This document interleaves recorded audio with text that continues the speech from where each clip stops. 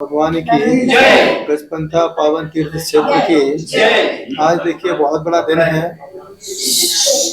जैन आगम का एक ऐसा दिन है, एक ऐसी तिथि है और एक ऐसी तारीख है जो अपने आप ही बन के तैयार हुई है। आज 6 तारीख है, 6वां महीना है, 2025 है। जैन आगम में ऐसा कहा जाता है कि 6 नंबर बच्चों के दिमाग को फिक्स करता है। 6 नंबर न्यूमरोलॉजी के हिसाब से शुक्र का नंबर होता है। तो जैन आगम में सबसे ज्यादा 6 नंबर का प्रभाव है। सबसे पहला ग्रंथ हमारे जैन आगम का सठखंडागम ग्रंथ है। हर श्रावक सुबह से लेकर संध्या काल की बेला तक 6 आवश्यक कर्तव्यों का पालन करता है। एक दिगंबर साधु भी 6 आवश्यक कर्तव्यों का पालन करता है। और हमारे ऋषभ देव ने भी जब चौथा काल का शुभारंभ हुआ तब पूछा गया, हे भगवान, इस चौथे काल में सभी कर्म भूमि पर रहने वाले जीव अपनी जीविका अर्जित कैसे करेंगे। उस समय भी ऋषभ देव ने हमें 6 कर्मों का ही उपदेश दिया। और हमारे जैन आगम में 24 तीर्थंकर हैं। 2 और 4 को मिला देते हैं तो 6 तीर्थंकर हैं। और हमारे पुष्पदंत सागर जी महाराज हम लोगों को आगे बढ़ाने के लिए, आज आप देख रहे हैं पूरे भारत देश में हम लोग कम हैं लेकिन समाज के काम के हैं। क्योंकि हमारे पुष्पदंत सागर जी हम सभी साधु को कहते हैं पद्म प्रपूर चालीसा पढ़ो। कौन से नंबर के हैं वो? 6। इसलिए हम लोग छठ करके तुम्हारे बीच में आते हैं। हम छठे हुए साधु हैं जो आप लोगों को छाट करके भगवान से जोड़ते हैं। आज भगवान पारसनाथ के चरणों में बैठ करके यही भावना भाते हैं, हे प्रभु, हे परमपिता परमात्मा, जिस प्रकार से आप गज पंथ हो गए हैं, हम लोग तो 13 पंथ हो गए हैं, हम लोग तो 20 पंथ हो गए हैं, आप तो गज पंथ हो गए हैं। क्योंकि आप एक ऐसे पथ पर जा चुके हैं जिस पथ पर जाने के लिए सौदरमिंद्र ने सबसे पहले आपको गज पर बिठाया था। और गज पर बिठा कर यही भावना भाई थी, हे प्रभु, आज मैं गज पर बिठा रहा हूं, कल आप गज पंथ पे जाके बैठ जाना, जिससे पूरे जैन समाज का उद्धार, जैन समाज का कल्याण हो सके। ऐसी भावना के साथ पूरे भारत देश का एकमात्र तीर्थ एक ऐसा तीर्थ है जिस तीर्थ के नाम के साथ गज शब्द जुड़ा है। पत्रिका में एक योग होता है जिसे गज केसरी योग कहा जाता है। और जिसको गज केसरी योग होता है वही अपने जीवन में आगे बढ़ करके यश कीर्ति को प्राप्त होता है। एक संत की पैरों में रेखा होती है जिस रेखा को गज रेखा कहते हैं, जो हमारे दोनों पैरों में है। एक पद्म रेखा होती है। तो यहाँ पर जैन आचार्य कहते हैं कि जब हम कभी परमात्मा की आराधना करते हैं, इसमें हमारा सबसे बड़ा पुण्य होता है। आज लोग हमारे साथ गजपंथ तक चल के आए हैं, तो ऐसा लगता है जो आज गजपंथा तक चल के आए हैं, कल यही सिद्ध शिला तक चल के जाएंगे।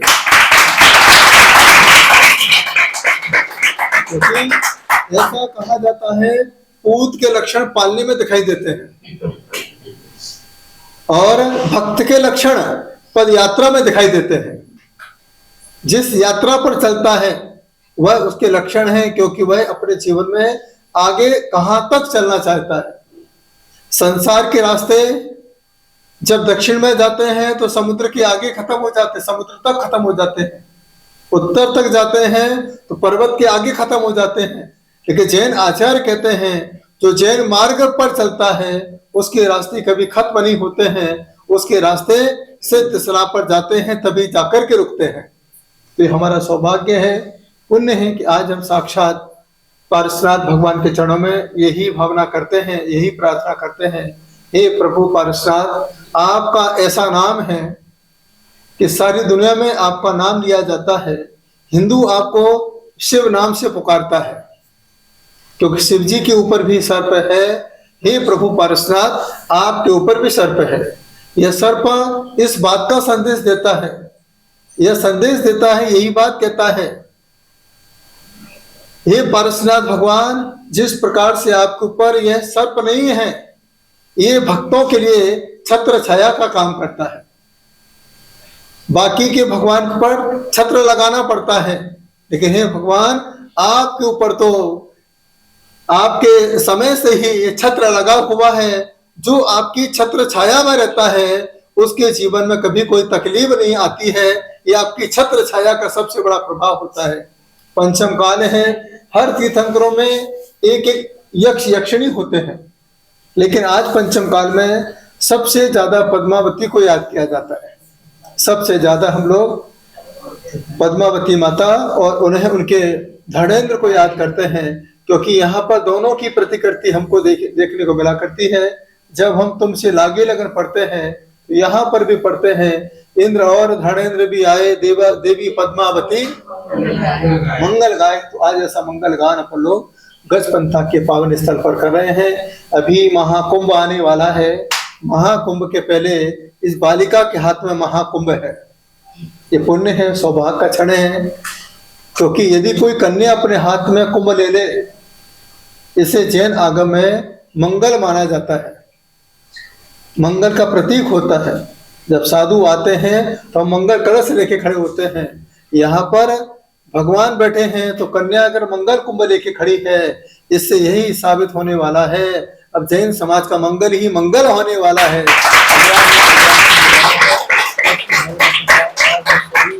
प्रभु से ही प्रार्थना करते हैं, परम पिता परमात्मा जिस प्रकार से आज इस कन्या को पारसनाथ के सामने खड़े होने का मौका मिला है, इसी प्रकार की सारी कन्याएं पद्मावती माता बनकर के यहाँ पर आकर के परमात्मा की आराधना भक्ति कर सके। एक नाग नागिन को पारसनाथ भगवान धड़ेंद्र पद्मावती बना सकते हैं, तो जो कन्या हो बनकर के भगवान के सामने खड़ी हो जाती है, वह कन्या आज नहीं तो कल तीर्थंकर की माँ भी बन सकती है। वह कन्या कल की सचिद्राणी भी बन सकती है, क्योंकि वही भावना भारी है। हे परम पिता परमात्मा, एक मेरी माँ मुझे भी किसी घर की माँ बनाएगी, छोड़ेगी नहीं, माता जी नहीं बनने देगी, लेकिन मेरी माँ मुझे भी किसी घर की माँ बनाएगी। लेकिन आज मेरा सौभाग्य है, एक संत हमें आशीर्वाद देकर के, संसार में माँ बनूं ना बनूं, लेकिन मैं जिन वाणी माँ की सेवा कर सकूं, ऐसी भावना के साथ आया है। तो प्रभु से ही प्रार्थना करते हैं, जो कुछ भी होता है ये पुण्य के प्रभाव से हुआ करता है। तो आज ये शांति की धारा है, शांति की घड़ी है। तो शांति धारा में कभी हमें छिंद छिंद बिंद बिंद नहीं बोलना चाहिए। जब से हमने छिंद छिंद बोलना चालू कर दिया, तब से हमारे समाज के छिंद छिंद भिन्न भिन्न हो गए, क्योंकि हमें चाहिए शांति। और जैन आगम में कहा जाता है कि हम कभी अपशकुन शब्दों का नाम ना लें।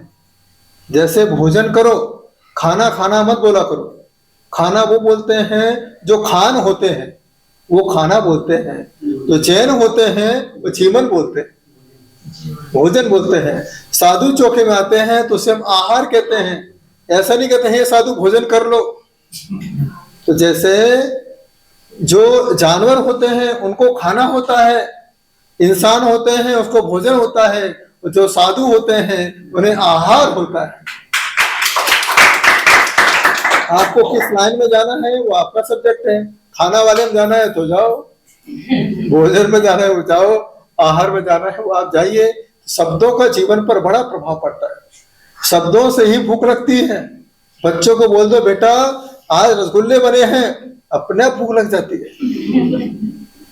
और यदि रोटी बनी है तो भूख नहीं लगती है। शब्दों का इतना बड़ा प्रभाव पड़ता है।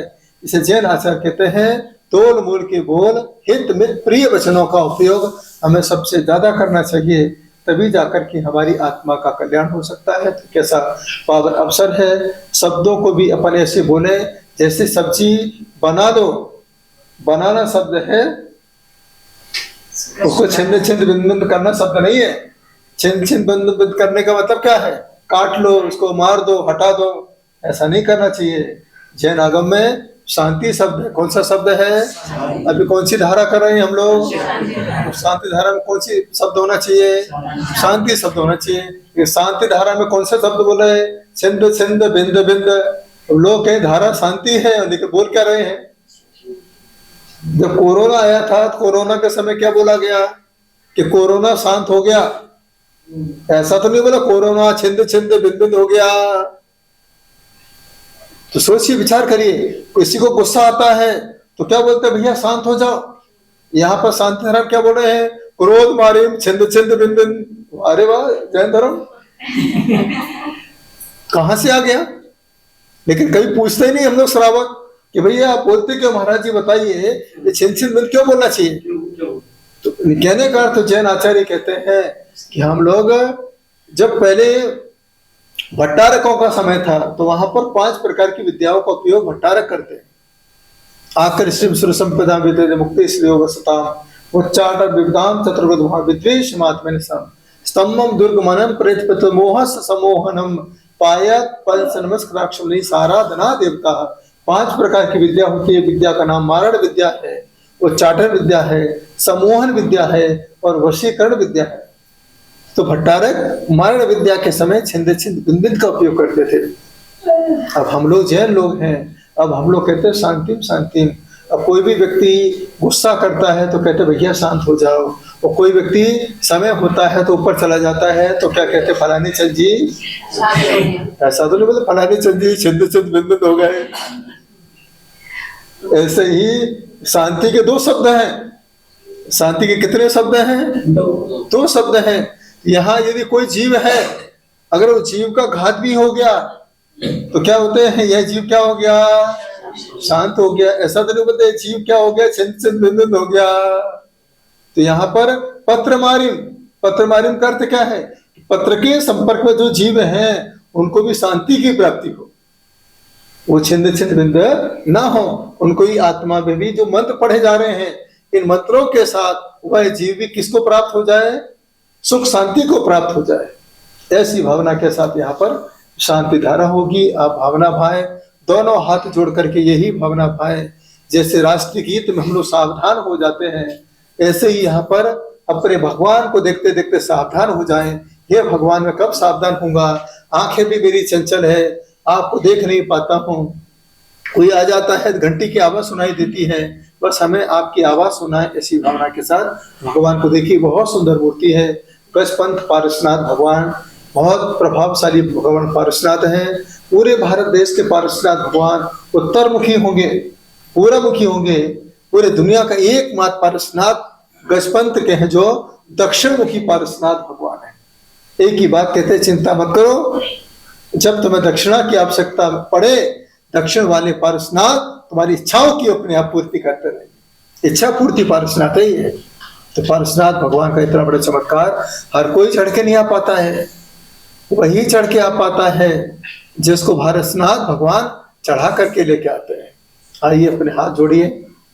ओम नमः सदेव्याः, ओम नमः सदेव्याः, ओम नमः सदेव्याः। श्री वीतरागाय नमः। ओम नमो अरहते भगवते श्रीमते श्रीमत् पार्श्वनाथी थंकराय द्वादश प्रतिष्ठा सुप्रधान पवित्राय सर्वज्ञाय स्वयं भवे सिद्धाय बुद्धाय त्रैलोक्य वशंकराय सत्यज्ञानाय सत्यब्राह्मणे धर्मेन्द्र फणामंडत मंडताय ऋषि आरिका श्रावक श्राविका प्रमुचतु संगो सर्वनाशनाय घाति कर्म विनाशनाय अघाति कर्म विनाशनाय अपवायमस्माकं शान्तिं शान्तिं मृत्युभयं कामं कामं क्रोधं अग्निं सर्वशत्रुं सर्वोपसर्गं सर्वविघ्नं सर्वभयं सर्वराष्ट्रभयं भयं सर्वदुष्टभयं सर्वभयं चक्रभयं सर्वपरमन्त्रं रोगं सर्वकुष्ठरोगं सर्वक्रोरोगं सर्वधर्मारी सर्वधर्मारी सर्वास्वमारी सर्वगोमारी सर्वमहिष्मारी सर्वधान्यमारी सर्वक्षमारी सर्वगुणमारी सर्वपत्रमारी सर्वपुष्पमारी सर्वफलमारी सर्वराष्ट्रमारी सर्वदेशमारी सर्वविषमारी सर्वकाल साक्रिवयं सर्वेन्द्रियं सर्वोहनियं सर्वकर्माष्टकं सरस्वती महाराज चक्र विक्रम तेज वर्ष और भी सब साथे करो करो सब जनानंदम ज्ञानंदम सगोकुलानंदम सर्व ग्राम नगर कीट कर्मद्रम संहानंदम सब दुःखं हन हन दय दय पच पच कुटकुट शीघ्रम शीघ्र होम फट यस्कुंद श्लोकेषु व्याधि सर्वर्जतम् अभयं क्षेमम् आरोग्यं स्वस्तिरस्तु विधीयते शिवस्तु देवस्तु वर्मस्तु कल्याणमस्तु सोमस्तु भद्रस्तु सदा सन्तु कल्याणमस्तु सोमस्तु भद्रस्तु सदा सन्तु कल्याणमस्तु समाद्रस्तु ओम नमो अरहते भगवते श्रीमते दक्षिणादोस्तम तेजोमूर्तये नमः शांतनाथाय शांतिकराय सर्व विघ्न प्रणाशनाय सर्वरोगोपसर्गा मृत्युनाशनाय सर्व परिकृत विनाशनाय सर्वक्षाम नव विनाशनाय ओम ह्रां ह्रीं ह्रूं ह्रौं राः अस्य नमः सर्वदेशस्य सर्वविश्वस्य सर्वसंघस्य आचार्य उपाध्याय सर्वसाधु संघस्य एवं समस्त श्रावक श्रावकास्य एवं सर्वक्ष एवं मोक्षो सपरिवारस्य जन्मदिन के उपलक्ष्य एवं समस्त आगज पंथा से पधारे समस्त भक्तामृ हीलिंग सीखने वाले समस्त श्रावक श्राविकास्य सर्व शांतिं कुरु कुरुः पुष्टिं कुरु कुरुः पुष्टिं कुरु कुरुः वसुड स्वाहा। सभी लोग खड़े होकर के भगवान को अब से कलश ले लीजिए। चलिए भैया भरत भाई। ओम नमो पारसनाथा धनेन्द्र पद्मावती सहिता विषय चिंता पारसनाथाय सर्विच्छाय पूरे पूरे नमः। ओम नमो पारसनाथ धनेन्द्र पद्मावती सहिताय ओम नमो पारसनाथ धनेन्द्र पद्मावती सहिताय विषय चिंता पारसनाथ सर्विच्छाय पूरे पूरे नमः। ओम नमो पारसनाथ धनेन्द्र पद्मावती सहिता विषय चिंता पारसनाथाय सर्विच्छाय पूरे पूरे नमः। ओम नमो भगवते वटमानस्य विशाहस्य चक्रम नृत्यमुच्चार संपादन जय विवादिमा थंबड़े वारणंगड़े वारांगड़े वा मोहन वा सबसे सतर प्राजित बहुत में रख स्वाहा।